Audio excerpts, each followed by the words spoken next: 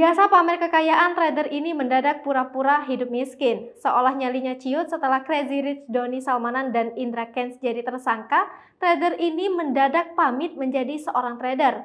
Bahkan kini trader bernama Nodi Wageng mendadak berpura-pura hidupnya kini berubah menjadi susah. Hanya sekedar untuk makan, trader Nodi Wageng rela melaut untuk mendapat ikan. Tak hanya itu, Nodi Wageng juga mengaku kembali bekerja menjadi kuli bangunan. Sontak akting jatuh miskin Nodi Wageng ini langsung disoroti warganet. Lewat akun Instagramnya, Nodi Wageng mengaku telah insaf dan pamit untuk tidak mempromosikan trading binary option lagi.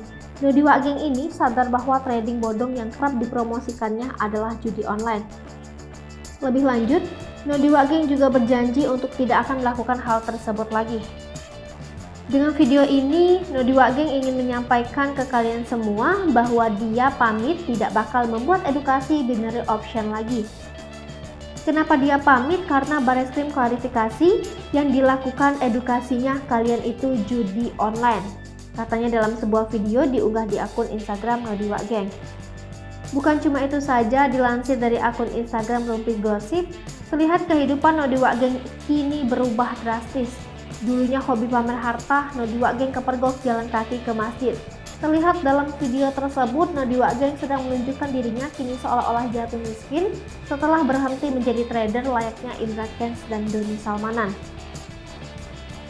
Nodi Wageng terlihat mengenakan pakaian biasa dan tak menyombongkan harta yang ia miliki seperti biasa. Bahkan Nodi Wageng terlihat mendatangi dan menetap di sebuah masjid dengan berjalan kaki. Unggahan tersebut pun lantas mendapatkan sejumlah komentar dari netizen yang memberikan sindiran. Banyak netizen yang menyindir, tambang palsu Nodi Wageng pura-pura jadi miskin demi hindari target pihak kepolisian.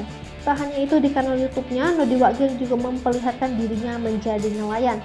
Demi bisa memberi makan anak dan istri, kini mantan trader itu rela melaut dengan perahu.